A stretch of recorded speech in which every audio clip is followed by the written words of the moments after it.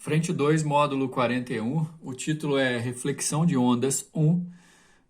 A gente vai começar a falar sobre esse importante fenômeno relativo às ondas, só que esse assunto não é um assunto tão novo assim para nós, que essa altura do campeonato a gente já terminou, inclusive, o estudo da óptica geométrica referente ao que é do segundo ano do ensino médio, levando em consideração que a gente estudou aquele fenômeno, a gente estudou o comportamento da luz em relação a esse fenômeno, melhor dizendo. Reflexão da luz, a gente já estudou.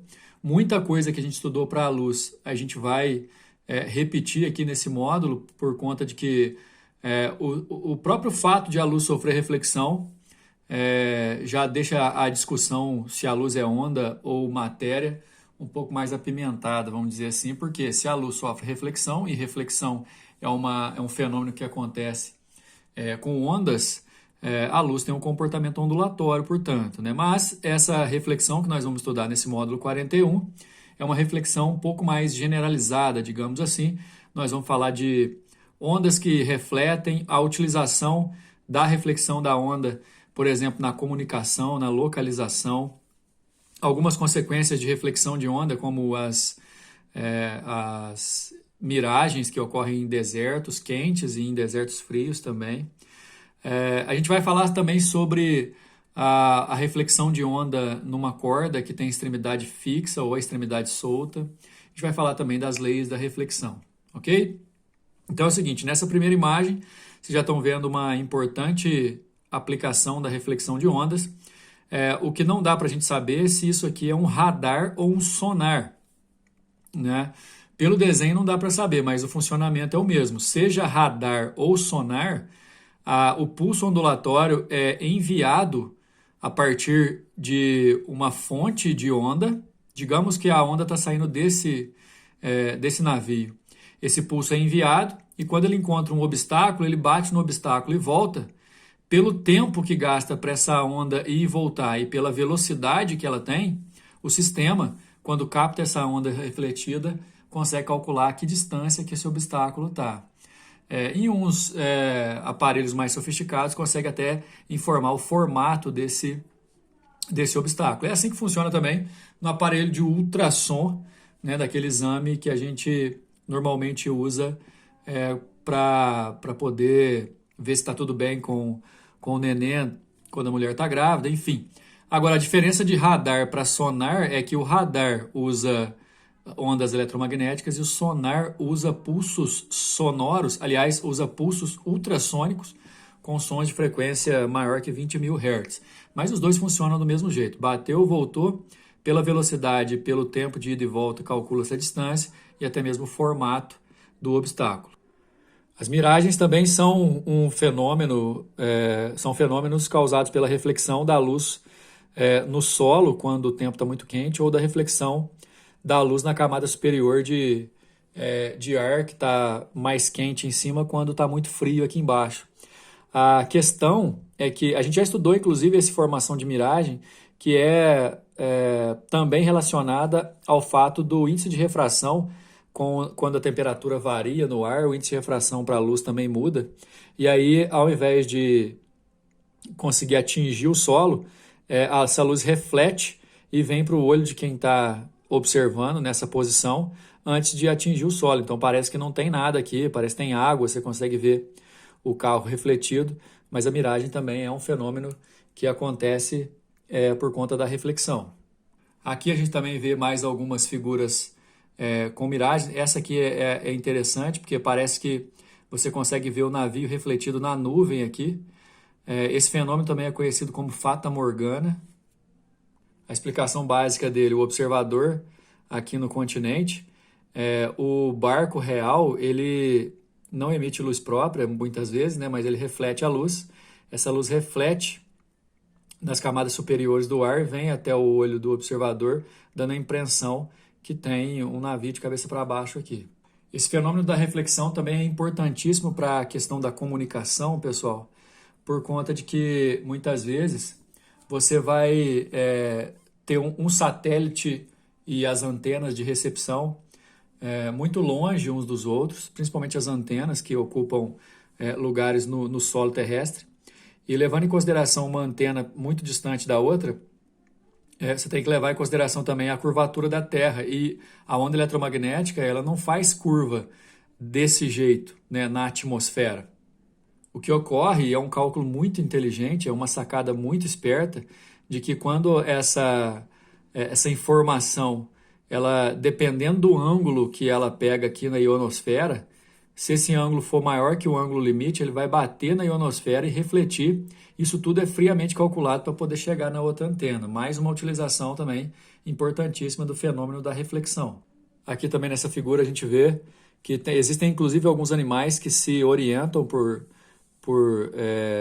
ondas sonoras refletidas. Inclusive o funcionamento do radar e do sonar é exatamente baseado nesse tipo de sensoriais desses animais. O morcego, ele consegue, entre aspas, enxergar, e não é bem uma enxergar, e sim uma percepção, por conta de que ele emite sons e esse som bate nos obstáculos, ele consegue, pelo som refletido, ele emite o próprio som, o som dele reflete em algum obstáculo, ao captar essa onda refletida, ele consegue se orientar para esse obstáculo. Os golfinhos também fazem isso, tá? Muitas baleias também fazem isso, e baseado nesse processo que o homem criou o sonar e o radar. Bom, depois de todas essas contextualizações, a gente vai analisar agora o fenômeno da reflexão em situações mais específicas. Especificamente falando, impulsos de ondas em cordas. A gente vai dividir em dois casos, pessoal. No primeiro caso, o pulso ondulatório vai refletir numa parte da corda que está fixa numa extremidade. Então já vai anotando. Toda vez que uma onda mecânica ou qualquer onda, mais especificamente numa corda, ela reflete numa superfície onde está fixa a outra extremidade do meio, por onde ela se propaga, vai acontecer reflexão com inversão de fase. Veja bem essa figura, está indo uma crista e está voltando um vale. Se tivesse indo um vale, voltaria uma crista, justamente por conta da inversão de fase quando a extremidade é fixa. Não esquece, quando a extremidade da corda é fixa, reflete com inversão de fase. Inverter a fase é passar de crista para vale ou de vale para crista. Agora, quando a extremidade da corda é móvel, vamos escrever aqui, se essa extremidade é móvel ou não fixa, ela reflete-se sem inversão de fase. Olha na figura, está indo uma crista, está voltando outra crista. Então, estabelece o seguinte: fixa, inverte a fase, refletiu numa extremidade móvel, mantém a fase.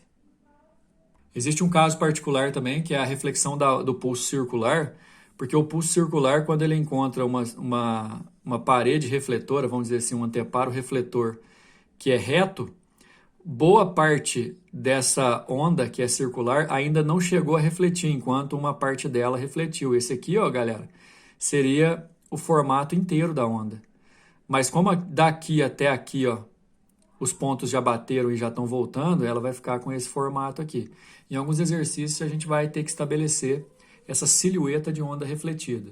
A reflexão é um fenômeno importantíssimo para nós e existem as leis da reflexão que pregam algumas características que podem ocorrer sempre que uma onda é refletida.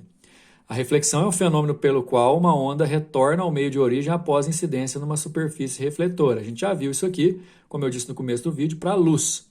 Só que agora a gente está vendo para ondas em geral. Vai parecer bem familiar, mas imagine que você tem uma onda aqui que se propaga, uma onda de pulsos retos.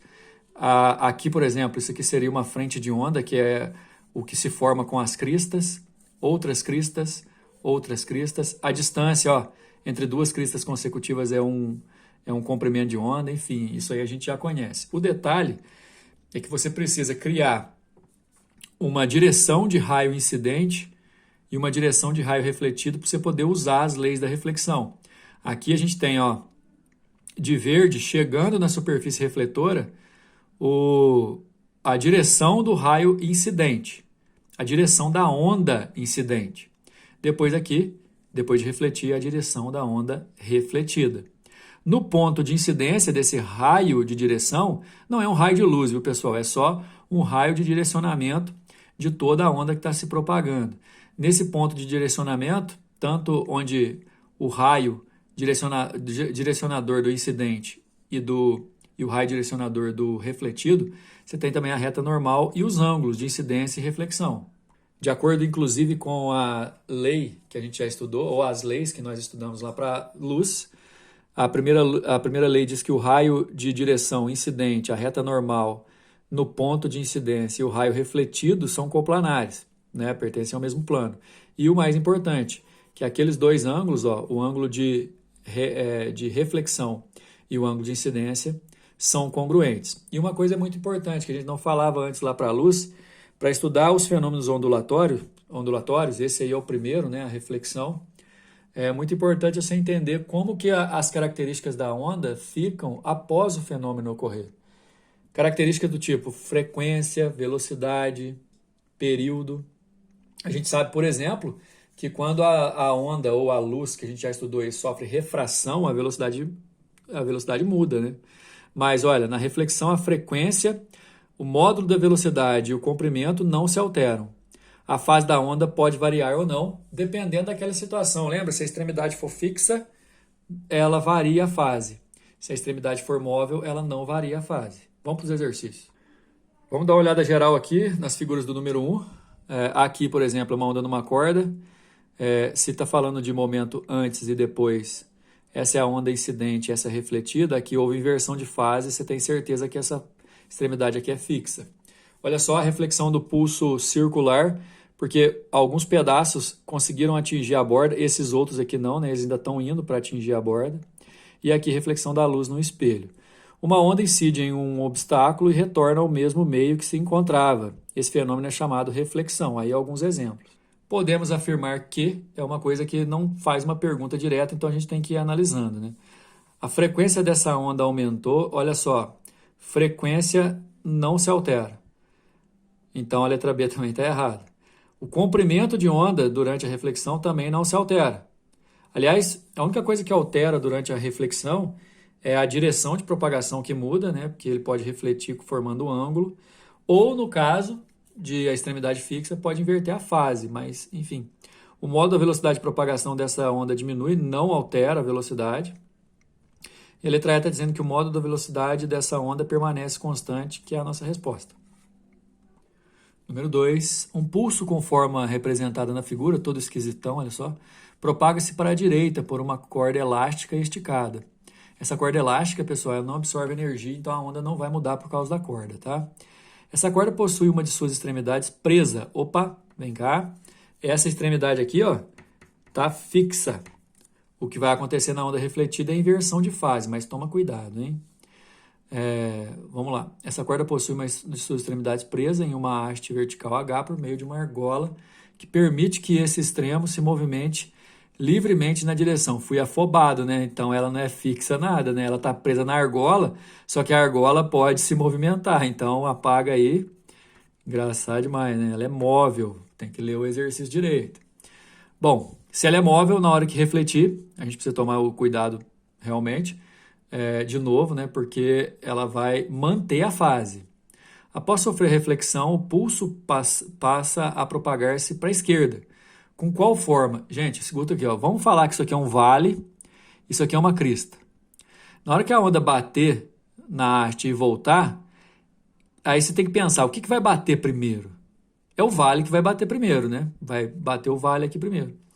Se ele vai bater primeiro, na volta, ele também, como a fase vai ser mantida, ele vai estar voltando primeiro também. Então, não pode voltar, por exemplo, uma crista quadrada desse jeito. Não vai inverter. Na hora de voltar, ó, isso aqui bateu, está voltando primeiro porque bateu primeiro. Então, o que tem que voltar é um vale quadrado. Outra coisa, depois que essa crista triangular bater, ela vai voltar atrás do vale quadrado, só que agora para a esquerda, e no mesmo formato. Então, você já pode perceber que a resposta é a letra C, né? Só para vocês analisarem a situação, aqui, ó, essa é a figura original, um vale quadrado e uma crista seguido de uma crista triangular, chamou de 1 e 2. Esse 1 vai bater e vai voltar primeiro. Então, na hora de voltar para a esquerda, ele está na frente. Nesse caso, manteve porque essa haste aqui, ó, permite que a corda se mova aqui na hora de refletir. Mesma coisa com 2, então a resposta é a letra C. Número 3, com uma cuba de forma quadrada, rasa e de profundidade constante, o professor decide mostrar aos seus alunos o princípio de Huygens, produzindo 2 pequenos abalos na água no local indicado por P, que evoluem com as frentes de onda indicadas no desenho. Então, elas vão se propagar aqui. Detalhe, né? Vai ter pedaço da onda que vai bater aqui primeiro, refletir, enfim. Assinale a alternativa que representa a configuração aproximada que essas frentes de onda formarão posteriormente ao instante em que os abalos foram produzidos na água. Caramba, olha essa letra A, né? Lógico que não vai acontecer isso, né? Esses pulsos vão bater, ó, imagina o pulso da frente, ó. Na hora que ele bater lá, um pedacinho dele já vai estar voltando enquanto os outros forem. Mesma coisa com o que está vindo atrás. Se você analisar todas as situações, vai ocorrer o seguinte: não pode ser a letra A porque mudou completamente a questão da onda. Essa aqui também não pode ser, ó, porque a onda ficou reta. Não faz sentido isso, nem essa, né? Agora, as duas ondas que são circulares, mesmo essa daqui tem um pedaço de onda reta. Então, na hora que a onda bater lá, alguns pedaços vão refletir antes do outro, principalmente os que baterem aqui primeiro, nas laterais. Então, a resposta nossa é a letra E. Número 4. Para localizar obstáculos submersos, determinados navios estão equipados com sonares cujas ondas se propagam na água do mar. Ao atingir um obstáculo, essas ondas retornam ao sonar, possibilitando assim a realização de cálculos que permitem a localização, por exemplo, de um submarino. Então, o pulso vai e o pulso volta. Com esse tempo de ida e volta, a gente consegue fazer os cálculos. Ó, admita uma operação dessa natureza sob as seguintes condições: temperatura da água no mar constante, isso significa que a velocidade da onda vai ser constante também. O módulo da velocidade é 1.450 metros por segundo, enquanto a distância do sonar ao obstáculo é 290. Só que tem um detalhe: ele vai 290 e volta 290. Vamos esquecer disso não. Determine o intervalo de tempo em segundos decorrido entre o instante da emissão da onda pelo sonar e de seu retorno após colidir com o submarino, ou seja, tempo de ida mais tempo de volta. Levando em consideração que a velocidade é constante, eu posso falar que a velocidade é a distância total percorrida sobre o tempo. Só que a distância, se eu chamar a ida de D minúsculo e a volta de D, a distância total que ele percorre é 2D. E essa distância, segundo o próprio exercício, vale 290. Então, ele tem 290 para ir e 290 para voltar. Por isso, 2 vezes 290, com uma velocidade de 1.450. 1.450 é igual a 580 dividido por T. Troca de lugar que vai dar 0,4 segundo para ir e voltar. Ou seja, 0,2 segundo para ir, 0,2 para voltar. Número 5, a ultrassonografia, também chamada de ecografia, é uma técnica de geração de imagens muito utilizada em medicina. Ela se baseia na reflexão que ocorre quando um pulso de ultrassom emitido pelo aparelho colocado em contato com a pele atravessa a superfície que separa um órgão do outro, produzindo ecos que podem ser captados de volta pelo aparelho. É bom você entender ecos, né? Batido. Eco significa reflexão do pulso, né? Só que está no plural porque se você pensar que esses sons vão percorrer todo o corpo da pessoa e vai bater cada vez em obstáculos mais distantes, então o eco que demorar mais para voltar é porque bateu num obstáculo, num tecido mais distante, né? Para a observação de detalhes no interior do corpo, os pulsos sonoros emitidos têm frequências altíssimas, de 300 milhões de oscilações a cada segundo. Isso é um ultrassom, né? Ou 300 megahertz, é um megasom, vamos dizer assim. A determinação de distância entre órgãos do corpo humano, feita com esse aparelho, fundamenta-se em 2 variáveis imprescindíveis. Vamos pensar numa coisa aqui, vamos dizer que essa aqui é a fonte emissora do ultrassom. Esse som vai percorrer essa distância e quando ele atinge o tecido 2, vamos dizer assim, o tecido 1 já foi atingido há algum tempo e a onda refletida pelo tecido 1 já vai voltar. Ou seja, na hora que a onda refletida pelo tecido 2 voltar, a onda do tecido 1 já voltou. Então, esse intervalo de tempo que vai ter entre os dois ecos e a velocidade que a onda tem para ir e voltar vai te dar as distâncias entre esses tecidos. Então, quais são as grandezas? A velocidade do som no interior do tecido é importantíssima. E o tempo entre um eco produzido e outro, porque se você souber quanto tempo que o 1 gasta para voltar e quanto tempo que o 2 gasta para voltar, você vai conseguir saber qual é a distância que o 1 tem, qual que é a distância que o 2 tem. Conhecida essa distância, você consegue achar a distância entre os dois tecidos. Então, é imprescindível saber a velocidade do som no interior e a diferença de tempo, né? Os dois tempos para o eco voltar. Nossa resposta é a letra D. Bom, assim a gente termina esse módulo, pessoal. A gente começou uma fase do estudo ondulatória que vai estar voltada mais para os fenômenos ondulatórios. É muito interessante, é a parte que eu mais prefiro, né, que eu prefiro mesmo em relação à ondulatória. Então, no próximo módulo a gente vai continuar falando de reflexão, mas a gente ainda vai falar de refração, de ressonância, enfim, fenômenos muito interessantes. Até a próxima.